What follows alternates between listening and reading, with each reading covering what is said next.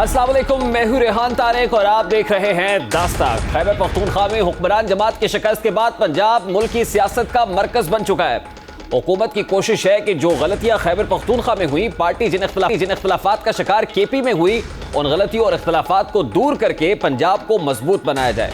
लेकिन हुक्मरान जमात के लिए पंजाब भी इतना आसान दिखाई नहीं दे रहा है, क्योंकि तख्ते लाहौर के दो बड़े हाउसेज में इख्तलाफात की खबरें सरगर्म हैं, ज़बानी ज़द-ए-आम है। वज़ीर आला हाउस और गवर्नर हाउस के दरमियान इख्तलाफात खुलकर सामने आ गए हैं। पंजाब के दो पावर सेंटर्स हैं जिनके दरमियान एक रिफ्ट दिखाई दे रही है। वज़ीर आला पंजाब ने गवर्नर हाउस में ओवरसीज पाकिस्तानियों का कन्वेंशन मुनक्किद कराने का ऐलान किया, जिसमें बरतानिया, यूरोप, अमेरिका और मशरिक़ वस्ता से 1000 के करीब ओवरसीज पाकिस्तानियों को शिरकत की दावत दी गई। आज होने वाली तकरीब में वज़ीर आज़म पाकिस्तान ने भी शिरकत करना थी, मगर महज चंद घंटे कबल वजूहात की बिना पर तकरीब मुलतवी कर दी गई। आज इसी हवाले से रोजनामा जंग में एक खबर छपी है, और रोजनामा जंग में शाया होने वाली खबर, जिसमें दावा किया गया कि वज़ीर आला पंजाब को खदशा था कि इस तकरीब को सियासी मकासद और ज़ाती तशहीर के लिए इस्तेमाल किया जाना था। खबर के मुताबिक इस इवेंट से जुड़े मामलात को चंद ग्रुप्स और गवर्नर पंजाब मोहम्मद सरवर के साथ पाकिस्तान आने वाले उनके कुछ करीबी लोग अपनी ज़ाती तशहीर के लिए इस्तेमाल करना चाहते थे। गवर्नर हाउस मामलात ऐसे अंदाज से चला रहा था जो वज़ीर आला पंजाब की पॉलिसीज़ के खिलाफ हैं, और सिर्फ हम ख्याल लोगों को ओवरसीज से ज़ाती तशहीर के लिए बुलाया गया था। वज़ीर आला पंजाब को शवाहिद दिखाए गए कि जिन लोगों को मेहमान की हैसियत से बुलाया गया था, वो व्हाट्सएप ग्रुप्स और सोशल मीडिया पर वज़ीर आला को बदनाम कर रहे थे। ये लोग ऐसे ग्रुप से ताल्लुक़ रखते हैं जो नज़रियाती लिहाज से PTI से वाबस्ता नहीं है, और वज़ीर आज़म इमरान खान के काबिल भरोसा वज़ीर आला पंजाब उस्मान बुज़दार पर तनकीद करते हैं। इसी वजह से इस तकरीब को कैंसिल करना पड़ा। ना सिर्फ ये कि आज साबिक़ वज़ीर आला पंजाब और कायदे हिज़्ब इख्तिलाफ शहबाज शरीफ साहब भी हुकूमत पर खूब गरजे बरसे हैं, वो भी धड़न तख्ता करने की बात कर रहे हैं। इस हवाले से शहबाज शरीफ साहब ने क्या कहा, जरा उसकी एक झलक भी आपके सामने रखता है। अरे 3 साल क्या किया? तख्तियों के ऊपर तख्तियां, तख्तियों के ऊपर तख्तियां, तख्तियों के ऊपर तख्तियां। जितने नवाज शरीफ के मंसूबे 3.5 साल में बने, चाहे वो वफाक के हैं या सूबे के, इमरान खान ने आज तख्तियां लगा रहे। भाई अगर आपको तख्तियां लगाने का इतना शौक था तो हमें बता देते, हम आपको तख्तियां लगाने पर मामूर कर देते। तख्तियों से बात नहीं बनेगी, आपका धर्म तख्ता इंशाल्लाह होने वाला है आपका। बिल्कुल अब वक्त आ गया है कि इनका गरेबान हो और आपका और हमारा हाथ हो। इसलिए मैंने 3.5 साल पहले कहा था कि नायब नियाजी गठजोड़ है। ये शहबाज शरीफ कह रहे हैं, और शहबाज शरीफ ही नहीं बल्कि आज नायब सदर मुस्लिम लीग मरियम नवाज शरीफ ने अपने ट्विटर हैंडल से एक ट्वीट की है। उन्होंने साबिक वज़ीर आज़म नवाज शरीफ की तस्वीर लगाई है, और तस्वीर के ऊपर जो कैप्शन है, उनका कहना है कि खिलाड़ी के बारे में तो आपने सुना, आप खिलाड़ी हैं, लेकिन हम इस गेम के कोच हैं। यानी यूँ लग रहा है कि मरियम नवाज़ का इशारा खिलाड़ी की जानिब है, कप्तान की जानिब है, वज़ीर आज़म इमरान खान की जानिब से बड़ा मानी खेज ट्वीट है। और वे कहने की कोशिश कर रही हैं कि जैसे उन्होंने उनके इस खेल को ख़त्म कर दिया है, और ये साबित हो गया है कि वो अब बाकी नहीं है खेल के अंदर। यानी ये काफ़ी मानी खेज तस्वीर है और मानी खेज ट्वीट है, मानी खेज कैप्शन है। मरियम नवाज़ बिटवीन द लाइन्स क्या कहना चाहती हैं, ये भी पढ़ने की ज़रूरत है। साथ ही साथ पाकिस्तान पीपल्स पार्टी के शरीक चेयरमैन और साबिक सदर आसिफ अली जरदारी साहब भी खासे मुतहर्रिक दिखाई दे रहे हैं, और उन्होंने पंजाब में और इस्लामाबाद में हुकूमत को टफ टाइम देने का ऐलान कर दिया है। वो क्या कहते हैं, ज़रा उसकी एक झलक भी आपके सामने रखता है।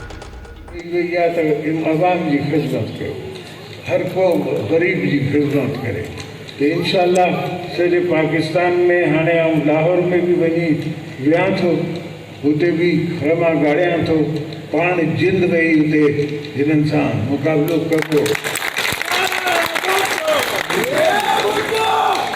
मुल्क की तेज़ी से बदलती सूरत हाल और इम्कानात पर बात करेंगे। इस वक्त सीनियर सहाफ़ी तज्ज़ियाकार सुहेल वड़ाइच साहब ने हमें ज्वाइन किया है।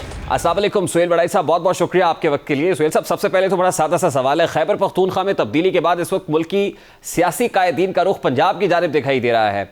इमरान खान साहब लाहौर पहुंचे, शहबाज शरीफ साहब ने लाहौर में खिताब किया, आसिफ अली जरदारी साहब लाहौर में डेरे डालने का इंदिया दे चुके हैं। आपको लगता है कि KP के बाद अब हवाओं का रुख पंजाब की जानिब है और हवाओं का रुख यहाँ पर भी बदलने वाला है? जी देखें, सबको ये इल्म है कि जो अगला बैटल ग्राउंड है वो पंजाब होना है। उसकी वजह यह है कि जो पंजाब में जीतेगा वह ज़ाहिर है वही वफाकी हुकूमत बनाएगा, इसलिए अगले इलेक्शन का फोकस डेफिनेटली पंजाब होगा। और बज़ाहिर ये नज़र आ रहा है कि अगले इलेक्शन में टफ़ कॉन्टेस्ट होगा बिटवीन PTI और नून लीग। यही दो बड़े फरीक हो गए। पीपल्स पार्टी अपना हिस्सा लेने की कोशिश करेगी जितना वो ले सके। जैसे आपने देखा कि वो अभी रिसेंट एफर्ट कर रहे हैं कि अपने वोट बैंक को बढ़ाएं, और लगता है कहीं ना कहीं साउथ पंजाब या कुछ ना कुछ सीटों में वो इसमें ज़रूर कामयाब हो जाएंगे। सुहेल वड़ाई साहब, खैबर पख्तूनख्वा में तो पाकिस्तान तहरीक इंसाफ ये कहती है कि पार्टी में कुछ टिकट्स की तकसीम ठीक नहीं हुई, पार्टी के अंदरूनी इख्तलाफात थे जो शिकस्त की वजह बने। आपको लगता है कि पंजाब में पाकिस्तान तहरीक इंसाफ इंटैक्ट है? क्योंकि आज ओवरसीज कन्वेंशन था गवर्नर हाउस में, उसे मुलतवी कर दिया गया और बाखबर ज़राए ये बताते हैं कि असल में गवर्नर हाउस और चीफ मिनिस्टर हाउस के दरमियान भी एक डिस्टेंस, एक रिफ्ट मौजूद है। आपको लग रहा है कि केपी में जो कुछ हुआ क्या पंजाब में वो नहीं होगा, या पंजाब के अंदर भी कुछ पावर सेंटर्स मौजूद है और उनके दरमियान कम्युनिकेशन गैप है? देखें, पंजाब के अंदर तो तंजीम उस तरह से पीटीआई की है नहीं। खैबर पख्तूनख्वा में तंजीम मजबूत है, वहाँ पे पहले भी लोकल गवर्नमेंट इलेक्शन हो चुके थे और वहाँ पे पहले भी 2 दफ़ा दूसरी टर्म है तहरीक इंसाफ की, तो इसलिए तंजीम इनकी कमज़ोर नहीं है वहाँ पे। और मेरा ये ख्याल है कि वोट भी इनको ठीक मिले हैं, वोट भी तहरीक इंसाफ को सबसे ज़्यादा मिले हैं, लेकिन सीटें नहीं ले सके। तो ये स्ट्रेटजी का डेफिनेटली फ़ॉल्ट है और डेफिनेटली इस चीज़ का भी फ़ॉल्ट है कि बाकी जमातें जो थीं वो मुत्तहिद थीं, सारी अपोजिशन जो थी वो इकट्ठी थी। जमातों ने शायद या लोगों ने ख़ुद ये फ़ैसला किया कि उन्होंने अपोजिशन को वोट देने हैं और अपोजिशन के उम्मीदवारों को जितवाया। तो मेरा ख्याल है कि ये एक तरह से पीटीआई की शिकस्त इसलिए बनती है कि पीटीआई की जो पॉलिसियाँ थी, और पीटीआई पहले 60 तकरीबन पीटीआई का और दूसरी जमातों का 60-40 का फ़र्क था, बल्कि इससे भी ज़्यादा फ़र्क था केपी में। तो वो सारा फ़र्क जो है वो ख़त्म हो गया और पीटीआई जो थी वो हार गई। तो मेरा ख्याल है कि इस शिकस्त को उन्हें अपनी वजूहात का जायज़ा लेना चाहिए। महंगाई है, ख़ासकर महंगाई जो मैं समझता हूँ ऐसा फैक्टर है जिसका सैलरीड क्लास पर और मिडिल क्लास पर फ़र्क पड़ा है, और यही पीटीआई का वोटर है। लेकिन सुहेल वड़ाई साहब देखिए, पाकिस्तान तहरीक इंसाफ के एमएनएज एमपीएस तो शायद ये तस्लीम कर रहे हैं कि महंगाई एक बहुत बड़ी वजह थी, लेकिन खान साहब खुद ये तस्लीम करने को तैयार ना होंगे कि महंगाई की वजह से ये सब कुछ हुआ है, बल्कि जब शिकस्त होती है तो एक दूसरे पर मलबा डाला जाता है। अभी भी खान साहब इस शिकस्त का मलबा खुद पर नहीं ले रहे हैं, रिस्पॉन्सिबिलिटी नहीं लेने को तैयार है। वो कह रहे हैं कि असल में वो आइडेंटिफाई करेंगे कि किन अनासर ने इसमें एक रोल प्ले किया है, और अब खुद मुतहर्रिक हुए हैं। अब क्या आपको लगता है खान साहब का एक्टिव होना भी पाकिस्तान तहरीक इंसाफ के रिवाइवल का बाइस बनेगा, ना सिर्फ केपी में दूसरे मरहले के इंतखाबात के अंदर बल्कि पंजाब के अंदर भी वो बेहतर परफॉर्म कर सकेंगे? जाहिर है डेफिनेटली इसका फ़र्क तो पड़ता है, लेकिन नीचे तो वही लोग हैं ना जिन्होंने पहले भी अपने अपने हलकों में पूरा जोर लगाया होगा, अपनी पसंद के लोगों को, अपनी पार्टी के लोगों को जितवाने की कोशिश की होगी। रेवलरीज जो हैं वो भी मौजूद होती हैं। आप ये देखें ना कि आप पेशावर का ही हलका देख लें कि पेशावर की 5 एमएनए की सीटें हैं, पांचों की पांचों जो हैं वो तहरीक इंसाफ के पास हैं, वहाँ भी वो हार गए हैं। तो अब इसका किसका क्रेडिट और डिसक्रेडिट किसको दिया जाए? ज़ाहिर है इसका क्रेडिट या डिसक्रेडिट वो सारे ही वहाँ पे जितने एमएनए हैं वो सारे भी शामिल थे, लोग नीचे वोट डलवाने में शामिल थे। और दिलचस्प बात है, पीपल्स पार्टी का वहाँ जो मेयर का कैंडिडेट था उसने भी अच्छे वोट नहीं है। लेकिन सुहेल वड़ाई साहब, इस सारी हार के बाद, शिकस्त के बाद ऑपोजिशन बहुत कॉन्फिडेंट हुई है, और ऑपोजिशन के स्टेटमेंट्स आज ही के देख लें। शहबाज शरीफ साहब ने वर्कर से खिताब करते हुए कहा कि हुक्मरानों का धड़न तख्ता होने वाला है, उनके घबराने का वक्त आने वाला है। आसिफ अली जरदारी साहब ये कह रहे हैं कि हुकूमत लाहौर और इस्लामाबाद में बैठकर अब इसका मुकाबला करने जा रहा हूँ। फिर नवाज शरीफ साहब और मौलाना फजलुर रहमान का रब्ता हुआ है। फजलुर रहमान पहले ही कह चुके हैं कि ज़रा सा हाथ हटा कुछ इदारों का तो आपने नतीजा खैबर पख्तूनख्वा के अंदर देख लिया। आपको लगता है कि पाकिस्तान तहरीक इंसाफ हुकूमत को जो बैकिंग हासिल थी कुछ कुव्वतों की, वो बैकिंग अब हासिल नहीं है और मामला पहले से बहुत बेहतर है, या यूं कहिए 180 डिग्री का शिफ्ट है? बिल्कुल ये दुरुस्त है कि एक दरार जो है वो महसूस की जा सकती है, लेकिन अभी कोई इस दरार के बावजूद कोई दूसरी मुखालिफ सिमत को, मुखालिफ पार्टियों को कोई सपोर्ट नहीं मिली। इतना तो है कि शायद जो पहले पीटीआई और जो एस्टेब्लिशमेंट के दरमियान बिल्कुल कुर्बत थी और बिल्कुल एक पेज पर थे, वो तो अब नहीं नज़र आ रहा। लेकिन इसका मतलब ये नहीं कि वो पेज जो है वो अपोजिशन के साथ सेम हो गया है, वो भी नहीं है। तो अभी एक मेरा ख्याल है एक ऐसा दरमियाना दौर चल रहा है जिसमें अभी पॉलिसी वाज़े होनी जो है वो बाकी है। वो पॉलिसी वाज़े होगी, फिर पता चलेगा कि एस्टेब्लिशमेंट का क्या रुख है, क्या एस्टेब्लिशमेंट न्यूट्रल रोल प्ले करना चाहती है, क्या एस्टेब्लिशमेंट हुकूमत को 5 साल पूरे करवाना चाहती है। ये सारे सवालात जो हैं अभी बकाया है। और लेकिन इससे पहले ज़ाहिर है इस्टेब्लिशमेंट के अंदर तब्दीलियां हैं। जनरल बाजवा साहब की जो टर्म है वो भी 1 साल बाद मुकम्मल होनी है। उस वक़्त क्या होगा, उस नया कौन आएगा या उनको नई टर्म मिल जाएगी, ये सारे सवालात हैं जिसके बाद नया खाका जो सियासी खाका जो है। लेकिन सुहेल बड़ाई साहब, आपको लगता है कि दरियासना पॉलिसी साथ सर जोड़े बैठे हैं, वो फैसला साजी कर रहे हैं, वो टाइम ले रहे हैं? अब जैसे आसिफ अली जरदारी साहब ने कहा कि कुछ फार्मूलाज हैं, फार्मूलाज बनाने की बात हो रही है, तो क्या वाकई कोई फार्मूला है जो कहीं पर बन रहा है? डेफिनेटली 2023 का इलेक्शन तो होना है, मुल्क ने तो आगे चलना है, तो जाहिर है मुल्क के जो पॉलिसी साज हैं वो ज़रूर सोच रहे होंगे कि 2023 के इलेक्शन में क्या होगा, किसको आगे आना चाहिए, किसको कौन आगे आएगा। तो ये सारी प्लानिंग तो होती रहती है, जाहिर है डे टू डे और मंथ टू मंथ जो है ये राब्ते भी रहते हैं, उनसे फार्मूले भी डिस्कस होते रहते हैं, तो ये तो रूटीन की बातें हैं। देखिए सुहेल साहब, मुख्तदिर हलकों को 2 रोज़ पहले आसिफ अली जरदारी साहब ने जो बराह रास्त एक स्टेटमेंट दिया कि कोई भी फॉर्मूला तब तक नहीं होगा जब तक आप हुकूमत को घर नहीं भेजेंगे, उनसे पूछा जा रहा है, आपको लगता है कि पाकिस्तान पीपल्स पार्टी को, आसिफ अली जरदारी साहब को शायद ये कोई गुमान है कि पाकिस्तान मुस्लिम लीग नून के साथ मामलात सेटल हो रहे हैं या उनके यहाँ बेहतरी है, यही वजह है कि वो फ्रस्ट्रेट हो रहे हैं, या आपको लगता है वजह कुछ और है? नहीं, डेफिनेटली ये बात भी होगी क्योंकि PMLN के साथ सुना है कि मुज़ाकरात जारी हैं और पसे पर्दा कुछ ना कुछ बातचीत चल रही है जिसमें कुछ PMLN भी होपफुल नज़र आती है। जैसे आपने शहबाज साहब की स्टेटमेंट का हवाला दिया, इसी तरह मरियम की स्टेटमेंट्स का हवाला दिया, तो ऐसे लगता है कि उनकी तरफ से कुछ ऑप्टिमिज़म पाया जाता है कि ऐसे लगता है कि मुज़ाकरात जो है किसी तरफ जा रहे हैं। दूसरी तरफ ज़ाहिर है पीपल्स पार्टी को भी इससे बाहर तो नहीं रखा जा सकता। सिंध में उनकी हुकूमत है, आइंदा भी उनकी हुकूमत आने का इम्कान है और ज़ाहिर है पंजाब में भी वो शेयर लेना चाहते हैं। तो मेरा ख्याल है जो भी मुज़ाकरात होंगे, अगर फ़र्ज़ करें नो कॉन्फिडेंस मूव तैयार होनी है तो उसमें भी सलाह मशवरा होगा, और फ़र्ज़ करें कोई तहरीक चलनी है जिसका कि अभी मुझे इम्कान नज़र नहीं आता, तो ज़ाहिर है उस पर भी बातचीत तो होगी।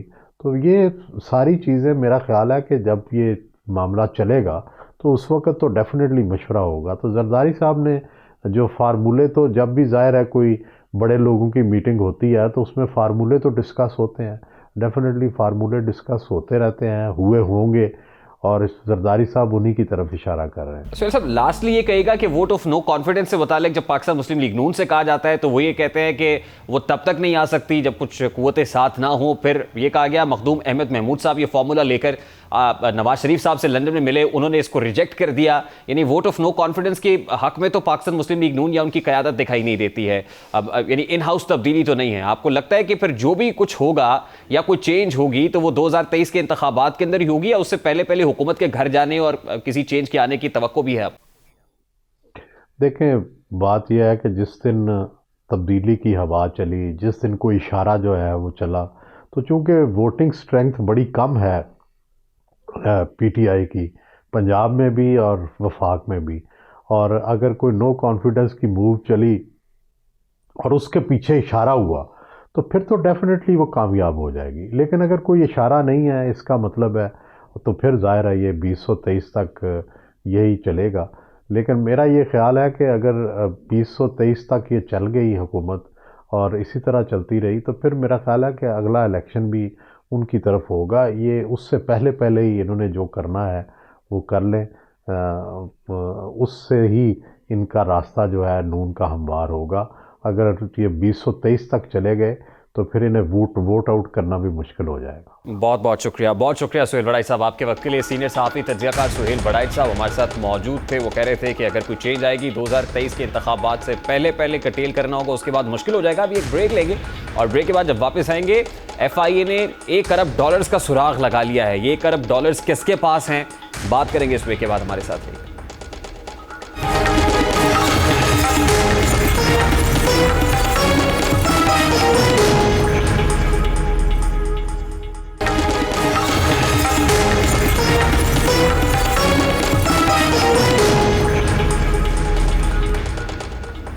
Welcome back. मुल्क में डॉलर की बढ़ती हुई कीमत और रुपए की बेकदरी की एक और बड़ी वजह सामने आ गई है। वफाकी तहकीकाती इदारे FIA ने मुल्क से $1 अरब बाहर जाने का सुराग लगा लिया है। FIA के मुताबिक 1000 से ज़ायद पाकिस्तानियों ने क्रिप्टो करेंसी में 1 अरब डॉलर्स की सरमायाकारी की है।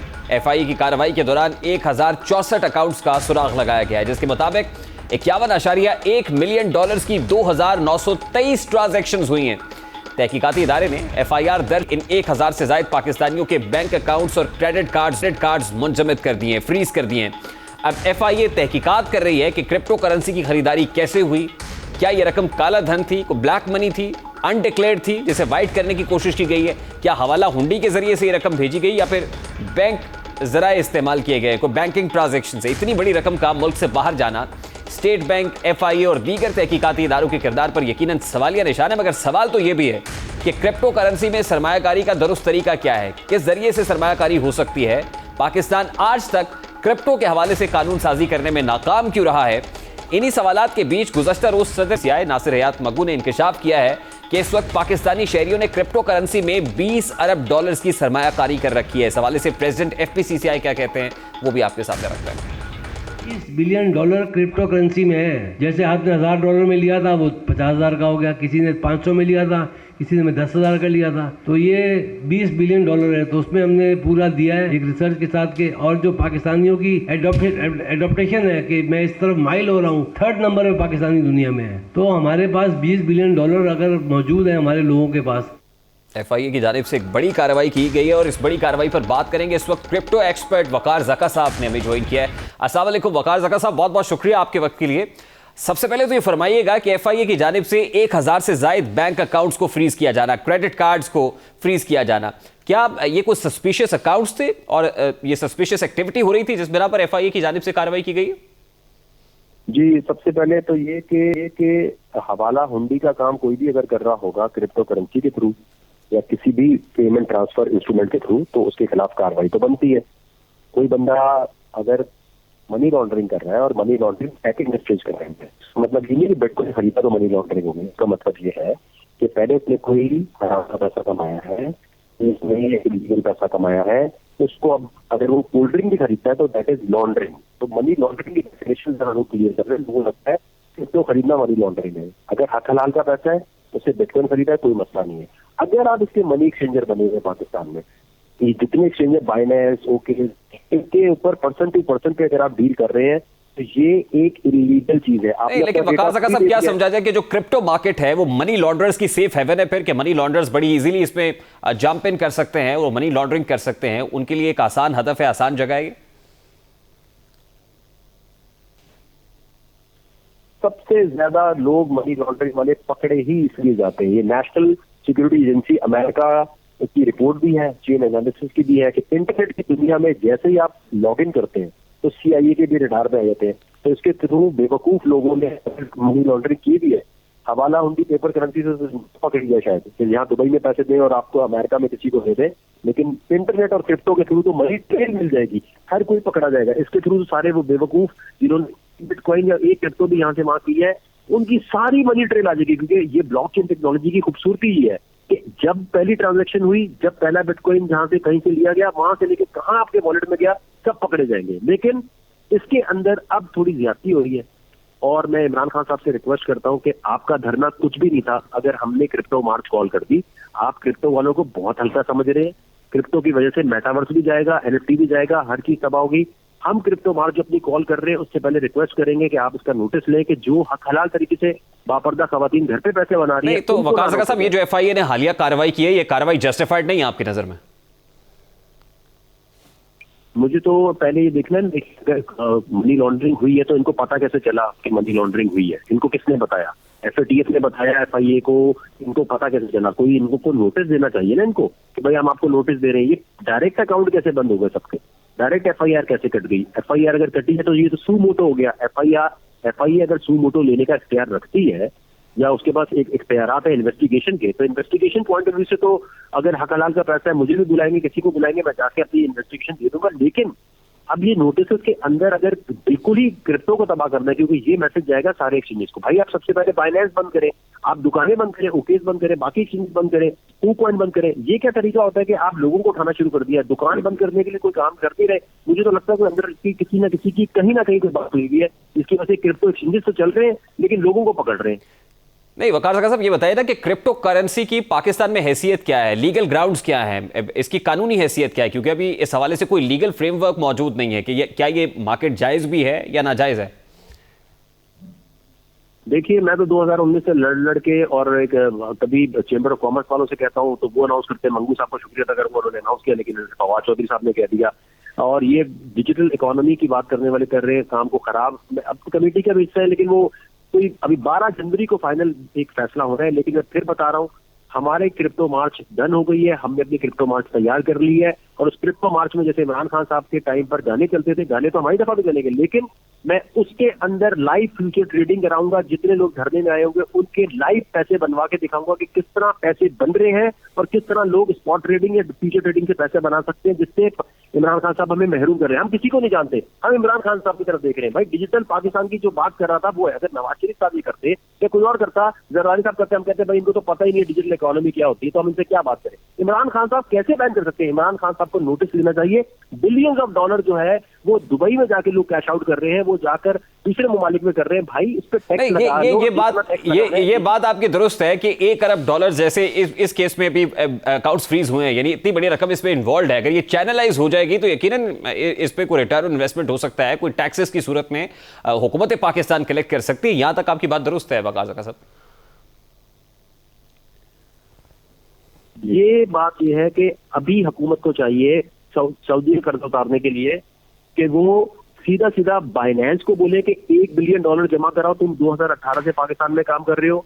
ओकेस को, कूकॉइन को, जितने एक्सचेंजेस है, आपका 3 बिलियन 2 मिनट में पूरा हो जाएगा। और इन एक्सचेंजेस के लिए इतना बिजनेस कर रहे हैं, पैसा देना कोई मसला ही नहीं है। या तो फिर कोई हुकूमती इदारों में से कोई एक आध कोई बंदा है जो अंडरकट इनसे पैसे ले रहा है और कह रहा है काम करते जाओ, कोई मसला नहीं है। इस वक्त इमरान खान साहब को चाहिए, पीटीए को चाहिए, एफआईए को चाहिए कि इन एक्सचेंजेस को नोटिस भेजे, इन पे क्लेम डालें कि 1-1 बिलियन जमा कराओ, 2 मिनट में कर्जा फारिग हो जाएगा। और मैं जो कह रहा हूँ कर्जा फारिग कराने की बात और कैसे कह रहा हूँ। अच्छा, लास्टली वकार ज़का साहब मुझे बता दीजिएगा, मुझे फिर ब्रेक पर जाना है, कि ये इतना बड़ा ब्लो जो अभी हुआ है एफआईए की इस कार्रवाई से, 1064 अकाउंट्स का फ्रीज हो जाना, क्या इससे भी क्रिप्टो मार्केट के अंदर कोई डिप आया है, कोई फर्क पड़ा है? कुछ भी नहीं, ये कुछ भी नहीं है। It is nothing. जो ओरिजिनल ट्रेडर्स हैं, जो ओरिजिनल करने वाले हैं, उन्होंने कभी बैंक में डील ही नहीं किया, उन्होंने कभी क्रेडिट कार्ड के थ्रू किया नहीं। ये तो बेचारे मासूम रिटेल इन्वेस्टर्स हैं जो अभी ताजा आए हैं, वो फंस जाएंगे। कभी भी पाकिस्तान से जो बड़े ट्रेडर्स हैं उन्होंने कभी जिंदगी में बैंक के अंदर अकाउंट ही नहीं होंगे उनके, पहली बात तो उनकी होगा नहीं, तो इससे कोई फर्क नहीं पड़ने वाला। ये वो लोग हैं जो 1-2 लाख की ट्रेडिंग कर रहे थे, मासूम कोई बेचारा पकड़ा जाएगा, फिर वही होगा, मुझे कट दो, तुम्हें कट दो, तुम्हें फिर हम बहुत शुक्रिया वकार ज़का साहब आपके वक्त के लिए। वकार ज़का साहब क्रिप्टो एक्सपर्ट हमारे साथ मौजूद थे। अभी एक ब्रेक लेंगे और ब्रेक के बाद जब वापस आएंगे बात करेंगे कि पाकिस्तान में गैस क्यों नहीं है और सनतें इस वक्त क्यों रोना रो रही हैं, इंडस्ट्रियलिस्ट को किस परेशानी का सामना है। बात करेंगे इस ब्रेक के बाद, हमारे साथ रहिए।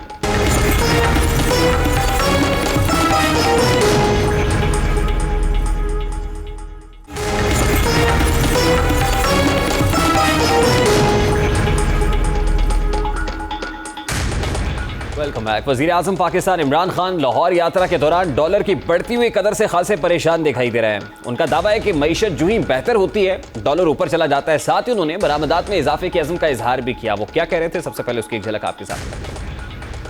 तेजी से आगे बढ़ सकते हैं। ये जो दुनिया जिस आईटी की तरफ एक नया इनकलाब जो जिस तरफ दुनिया जा रही है, लेकिन हम पीछे रह गए।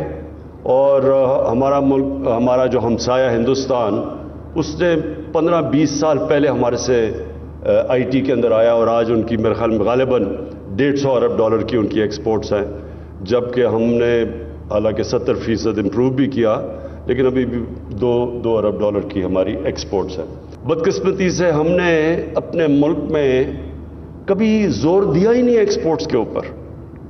यानी जो 1960s के अंदर जब पाकिस्तान तेजी से आगे बढ़ रहा था, तो तब की दुनिया के मुकाबले में पाकिस्तान की और एशिया के मुकाबले में हमारी एक्सपोर्ट्स देखें, और उसके बाद अब देखें कि वो जो हमारे से पीछे थे मुल्क, वो किधर पहुंच गए हैं एक्सपोर्ट्स पे, और पाकिस्तान आज किधर खड़ा है। एक ऐसे वक्त में जब बरामदात में इजाफा अहम जरूरत थी, मुल्क की मईशत का पहिया तकरीबन जाम हो गया, जिसके बाद मुल्क की बरामदात के लिए खौफनाक तरीन सूरत हाल पैदा हो चुकी है, क्योंकि इस वक्त इंडस्ट्रीज तबाही के दहाने पर है। उनको ईंधन नहीं मिल रहा है, गैस की कम दस्तियाबी की वजह से इंडस्ट्रीज जो है वो बंद पड़ी हैं। पाकिस्तान तहरीक इंसाफ के बर वक्त इकदाम ना करने के बायस मुल्क में गैस की किल्लत शदीद बहरान की सूरत इस वक्त इख्तियार करती हुई दिखाई दे रही है। हुकूमत गैस की कमी का बहाना बनाकर 15 दिसंबर से नॉन एक्सपोर्ट इंडस्ट्री और CNG सेक्टर्स बंद कर चुकी है, जबकि एक्सपोर्ट ओरिएंटेड इंडस्ट्री को भी गैस की फराहमी में कमी के अहकाम जारी किए जा चुके हैं। गैस के बहरान पर वफाकी काबीना के इजलास में भी बहस की गई है, जबकि हुकूमती वज़रा वफाकी वज़ीर हमाद अजहर काबीना इजलास के अंदर खासे बरहम भी दिखाई दिए। वज़ीर आज़म ने सनतों को गैस की सप्लाई बेहतर बनाने की हिदायत करते हुए वज़रा पर मुश्तमिल 3 रुकनी कमेटी कॉन्स्टिट्यूट इस हवाले से फैसल वाडा साहब क्या कहते हैं, जरा वो भी आपके सामने रखता है। ऊपर एक तो लोड बहुत है, बिल्कुल हमाद अजहर के साथ जो उसके ऊपर जो एक्सपेक्टेशन, जो उसको मशवरे दे रहे हैं और जो उससे सवाल भी कर रहे हैं गवर्नमेंट के अंदर भी, मैंने तो वज़ीर आज़म साहब को कहा था कि जो उससे बहुत ज़्यादा सवालात कर रहे हैं उन वज़ीरों को ये वजारत दे दें तो उनको लग पता चल जाएगा। अरे कुछ वज़ीर कर रहे थे, कुछ वज़ीर अपनी सेटलिंग ऑफ स्कोर कर रहे थे। हमाद अजहर कॉम्पिटेंट आदमी है। गैस बहरान पर जहां काबीना में शिकवे शिकायत किए जा रहे हैं, वहीं हुकूमती सफ़ों में अमली इक़दामात की बजाय महज बेचैनी ही पाई जाती है। पाकिस्तान तहरीक इंसाफ के MNA और पार्लिमानी सेक्रेटरी आफ्ताब सिद्दीकी ने अपने हल्के में गैस बहरान पर वफाकी वज़ीर को खत लिखा, लेकिन हुकूमती पॉलिसी से नाराज रुकन कौमी असम्बली आफ्ताब सिद्दीकी अहम जिम्मेदारी से सुबकदोश हो गए हैं और उन्होंने वजारत बहरी उमूर के पार्लिमानी सेक्रेटरी के ओहदे से भी इस्तीफा दे दिया है। हुकूमती वज़रा के अलावा FPCCI ने भी ताखीर से फैसले करने पर वज़ीर हमाद अजहर के इस्तीफे का मुतालबा किया है, जबकि अपोजिशन लीडर शहबाज शरीफ ने गैस बहरान की जिम्मेदारी वफाकी हुकूमत पर डाल दी है। आज वो इस हवाले से क्या कह रहे थे वो भी आपके सामने रखते हैं। स्टेशन कराची में नवाज शरीफ ने लगा दिए, सस्ती गैस के मुआहदे किए। आज सर्दियां आ रही हैं, चूल्हा जो है वो ठंडा पड़ा हुआ, गैस अवेलेबल नहीं है और कहते हैं कि सुबह और दोपहर को खाने के वक्त गैस मुहैया करेंगे, और वो भी गैस नहीं। और जितनी महंगी गैस, अरबों खरबों उसके ऊपर लग गए। ये इतने बड़े स्कैंडल हों, चाहे चावल का है, चाहे गंदम का है, चाहे शुगर का है, चाहे गैस का है, चाहे अद्वियात का है, चाहे मालम जब्बा है, ये कहां है नैब? इस वक्त गैस की बंदिश के बायस चूल्हे ठंडे पड़े हैं, सनतें बंद हैं, गाड़ियों का पहिया जैम हो चुका है, जबकि इसी दौरान 2 बैनुल-अक़वामी कंपनीज ने पाकिस्तान को LNG कार्गो फराम करने से इनकार कर दिया है। सिंगापुर की कंपनी गिडोरा अचानक LNG कार्गो की डिलीवरी से पीछे हट गई है। कंपनी ने नागुज़ीर सूरत हाल का बहाना बनाते हुए हुकूमत को आगाह किया है कि वो जनवरी से गैस कार्गो मुहैया नहीं कर सकेगी। नवंबर में भी इस कंपनी ने कार्गो नहीं फराम किया था। सवाल यह है कि डिफॉल्ट कंपनी के साथ दोबारा कैसे मुआहिदा किया गया। सिंगापुर के बाद इटालियन कंपनी ने भी पाकिस्तान को गैस फराम करने से इनकार कर दिया है। इटालियन कंपनी ENI ने आलमी कीमतें बढ़ने के बाद पाकिस्तान को गैस फरामी से माजरत की है। मुआहिदे के तहत इटली की ENI कंपनी के मुआहिदे में गैस की अदम सप्लाई करने वाली कंपनी की जमा कराई गई $3 मिलियन की जमानत पाकिस्तान जब्त कर लेगा, लेकिन सवाल यह कि बहरान पर काबू कैसे पाया जाएगा। गैस बहरान के नतीजे में बरामदात में कमी आ जाएगी, जिस तिजारती खसारा मजीद बढ़ जाएगा। इस वक्त सिस्टम में इतनी गैस नहीं है कि घरेलू सारिफीन और सनतों की जरूरत पूरी हो सके। हुकूमत बरवक्त इकदामात पर गलती तस्लीम करने की बजाय अब मुल्क में गैस की पैदावार और ज़खायर कम होने का रोना भी रो रही है। इस हवाले से वज़ीर आज़म क्या कहते हैं और उनके रुफ़क़ा क्या कहते हैं, गैस की कमी के बायस क्या सूरत हाल है, ज़रा वो भी आपके सामने रखते हैं। ने देखी है, मैं इसलिए अलार्म्ड हूँ क्योंकि आ रहा है इस सर्दियों में हमें प्रॉब्लम आना है, लेकिन अगली सर्दियां इससे बहुत बड़ा प्रॉब्लम आने वाला है। 78% लोग बड़े शहरों में रहने वाले 28% लोगों का बोझ उठा रहे हैं। ये लंबा अरसा नहीं चल सकेगा। गैस 9% हमारे यहाँ हर साल डिप्लीट हो रही है और उसके नतीजे में आपके पास चंद सालों में गैस नहीं रहेगी। ये जो बड़े शहरों में लोग जो बहुत सस्ती गैस के आदी हो चुके हैं, इनको अपनी आदतें जो हैं वो बहरहाल बदलनी होंगी। मुल्क में गैस की कमी थी, लेकिन हुकूमत ने गैस मंगवाई नहीं।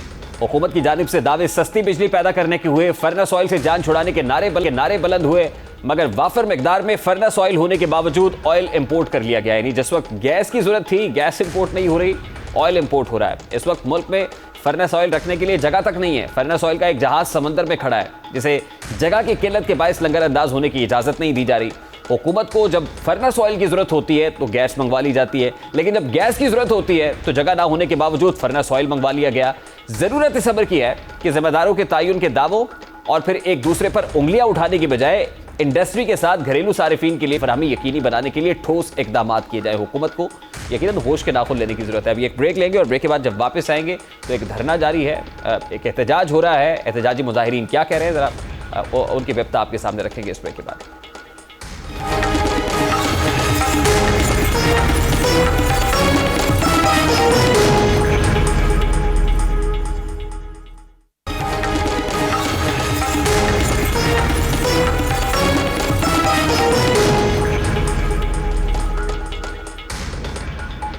Welcome back. ब्रेक पर जाने से पहले सनतों को गैस बंदिश के मामले पर बात कर रहे थे और इस वक्त सनतों को गैस बंदिश के बाइस एक बहुत बड़ा खदशा दरपेश है। जो खासतौर पर एक्सपोर्ट ओरिएंटेड सनतें हैं, अगर उनको गैस नहीं मिलेगी और सनतों का पहिया यूं ही जाम रहेगा तो किस तरह से ट्रेड डेफिसिट के ऊपर काबू पाया जा सकेगा, एक्सपोर्ट्स कैसे बढ़ सकेंगी और इंपोर्ट्स जो ऑलरेडी बढ़ती चली जा रही हैं उसकी वजह से भी ट्रेड डेफिसिट का जो गैप है वो मजीद वाइडन होता चला जा रहा है। दूसरी तरफ करंट अकाउंट डेफिसिट है। ना सिर्फ पाकिस्तान तहरीक इंसाफ के कराची के नुमाइंदगान डोमेस्टिक यूजर्स को गैस की अदम फरामी की वजह से परेशान है और ये कह रहे हैं कि जो सूरत हाल आपको केपी के अंदर देखना पड़ी है, खुदा ना खास्ता वही कराची के अंदर भी देखना पड़ सकती है, सिर्फ इस वजह से कि लोग बहुत परेशान हैं। और ख़ास तौर पे अवामी नुमाइंदे जो अपनी कॉन्स्टिट्यूंसीज़ के अंदर जाते हैं, लोग उनसे ये सवाल करते हैं कि आपने हमें वोट रिलीफ के दिए थे और कराची ने आपको भारी मैंडेट दिया था, लेकिन इसके बावजूद गैस की अदम फरामी के बाइस लोग बड़े नाला हैं, बड़े परेशान हैं। और यकीनन जो कॉन्स्टिट्यूंसी पॉलिटिक्स करते हैं, जो अवाम में रहते हैं, उनके लिए मसला होता जा रहा है। जैसे आफ्ताब सिद्दीकी साहब पार्लिमानी सेक्रेटरी बराए बहरी अमूर हैं, उन्होंने अपने ओहदे से रिज़ाइन दे दिया है। कैबिनेट के अंदर जब भी बात होती है तो वज़रा ये फट पड़ते हैं। हम्माद अजहर साहब से शिकवे और शिकायत के अंबार लगाए हुए हैं। नासिर हयात मग्गू साहब जो प्रेसिडेंट FPCC आए हैं, वो इंडस्ट्री का रोना रो रहे हैं कि अगर इंडस्ट्री को ये गैस नहीं मिलेगी तो वो वफाकी दारुल हुकूमत का रुख करेंगे, वहाँ पर एहतजाज किया जाएगा, क्योंकि इस एहतजाज के अलावा अभी तक कोई और चारा दिखाई नहीं दे रहा है। और वफाकी दारुल हुकूमत के अंदर ना सिर्फ इंडस्ट्रियलिस्ट इस वक्त एहतजाज के लिए पर तोल रहे हैं, बल्कि वफाकी दारुल हुकूमत वही जगह है जहाँ पर पाकिस्तान तहरीक इंसाफ की जानिब से एक रोज़ का धरना दिया गया था। और उसी धरने को देखते हुए अब और बहुत सारे लोग हैं जो वफाकी दारुल हुकूमत का ना सिर्फ इन 3 साल के असना में रुख कर चुके हैं, बल्कि इस वक्त भी डी चौक में बैठे हुए हैं। लेकिन इस वक्त पार्लियामेंट हाउस के सामने डी चौक में क्या सिचुएशन है, जरा क्विकली वो सिचुएशन आपके सामने रखते हैं। खारदार तारे हैं जी, वहां पर कंटेनर्स लगे हुए हैं, रुकावटें हैं। अगर प्रोड्यूसर फुटेज दिखा सके, ये शहर इक़्तिदार का मंजर है जहां पर इस्लामाबाद पुलिस दिखाई दे रही है। 423 तालीमी इदारों के 20,000 मेयर्स रियासत के दर पर दस्तक देने के लिए यहां पर जमा हुए हैं और इनका शिकवा है कि सदर ममलिकत ने बैक जुम्बिश कलम एक दस्तखत से इस्लामाबाद के तालीमी इदारों का मुस्तकबिल दाव पर लगा दिया है। ये 1 या 2 या 3 या फिर 1 या 2 दर्जन लोग भी नहीं हैं, ये 20,000 मुलाजमीन सदारती ऑर्डिनेंस के जरिए वफाकी तालीमी इदारों को मेयर के तहत दिए जाने के फैसले के खिलाफ एहतजाज कर रहे हैं कि आपने इन इदारों को मेयर को सौंप दिया है और उसके खिलाफ ये प्रोटेस्टर्स प्रोटेस्ट कर रहे हैं। उन्हें खदशा है कि इस फैसले से वफाकी एजुकेशन के मुलाजमीन की सिविल सर्वेंट की हैसियत जो है वो ख़त्म हो जाएगी। असातिज़ा का शिकवा है कि इस्लामाबाद के तालीमी इदारे पहले भी कई तजर्बात की भीड़ चढ़ चुके हैं। इससे पहले भी बहुत सारी एक्सपेरिमेंटेशन हो चुकी है जो कि बदकिस्मती से फेल ही रही है। ये इदारे मजीद किसी तजर्बे के मुतहम्मिल नहीं हो सकते। अब की बार ये एक्सपेरिमेंट ना किया जाए। उन्हें डर है कि सदारती ऑर्डिनेंस से वफाकी तालीमी इदारे सियासी अखाड़ा बन जाएंगे। मीर रियासत, आपने मुल्क में तालीम के फ़रोग़ के दावे किए थे, आपने इल्म की शमा महल्लात से झोंपड़ियों तक यकसा जलाने का ख्वाब भी दिखाया था। आपका एम्फेसिस था कि एजुकेशन आपकी प्राइमरी फोकस होगा, प्राइम इंपॉर्टेंस उसको दी जाएगी, लेकिन आप ही के दौरे हुकूमत में तालीम को तजर्बागाह बना दिया गया है। ये असातिज़ा करम है जो इस वक्त सड़कों के ऊपर खार होते हुए दिखाई दे रहे हैं, खारदार तारे फलांगते हुए दिखाई दे रहे हैं, अपना हक मांगने के लिए वहाँ पर जमा हैं। इनका काम ये नहीं है, दरस व तदरीस का मामला है जिसको छोड़कर ये सड़कों पर मौजूद हैं। असातिज़ा के ऊपर पुलिस के दस्ते तैनात किए गए हैं, लाठी चार्ज भी होता है और ये लाठी चार्ज को पहली बार नहीं हो रहा, बल्कि इसी डी चौक में ना सिर्फ तलबा को तशद्दुद का निशाना बनाया गया, असातिज़ा को कई बार घसीटा गया, अब गाड़ियों में डाला गया, हवालात के पीछे उनकी तस्वीरें सामने आई और उसको देखकर यकीनन दिल दुखता है। जब शहर इक़्तिदार में तालीमी इदारों के साथ ऐसे ख़तरनाक तजर्बे होंगे, इस तरह का खिलवाड़ होगा, तो बाकी मुल्क के निज़ामी हुकूमत पर भी सवालात तो उठेंगे। लेकिन ज़रूरत इस अमर की है कि हुकूमत असातिज़ा के साथ मिलकर उनके मसाइल को हल करने की कोशिश करे। उन पर लाठी चार्ज ना किया जाए, बल्कि उनको मेज़ पर बैठाया जाए, उनको सुना जाए, क्योंकि ये 1 या 2 रोज़ की बात नहीं है, कई रोज़ से ये असातिज़ा सरापा एहतजाज हैं। इस हवाले से मुख्तलिफ अपोजिशन पार्टीज़ की जो कायदीन हैं उनकी जानिब से भी ट्विटर पर जो है वो ट्वीट्स की जाती हैं। आज मरियम नवाज साहिबा ने भी इन असातिज़ा का मुकदमा उठाया है, मीर रियासत के दर पर दस्तक उन्होंने भी दी है और ये कहा है कि कोई अच्छी बात नहीं है जो इमरान खान साहब इन असातिज़ा के साथ जो रवैया रवा रखे हुए हैं। मरियम नवाज साहिबा ने इन असातिज़ा के हवाले से बात की। अब देखना यह है कि वफाकी हुकूमत इस हवाले से क्या कोई एक्शन लेती है या सिर्फ तिफल तसलियाँ ही दी जाती हैं। मरियम नवाज साहिबा जो अपने ट्विटर हैंडल पर ट्वीट कर रही हैं, ज़रा वो ट्वीट भी आपके सामने रखते हैं। वो कहती हैं कि असातिज़ा को बल्दियाती इदारों की मातहती में देना नालायकी और नाअहली की बदतरीन मिसाल है। हम असातिज़ा के साथ खड़े हैं। गैर आइनी ऑर्डिनेंस की मुतल्लिका शक फिलफौर वापस ली जाए। जो ऑर्डिनेंस जारी किया गया है अब जिस शेक के तहत हुआ है उस शेक को फिलफौर वापस लेने का मुतालबा करनी है और ये कह रही है कि हमारे हाल को तबाह करने वाला शख्स हमारे मुस्तकबिल को अपनी नाअहली की नज़र करने से बाज रहे और घर जाने की तैयारी करे। असातिज़ा के साथ खड़ी हैं और मीर रियासत को ना सिर्फ आज आपने देखा कि शहबाज कह रहे हैं कि अब वक्त आन पहुंचा है कि अवाम होंगे और फिर मीर रियासत का गिरबान होगा, और आज मरियम नवाज़ साहिबा भी कुछ ऐसी बातें कर रही हैं।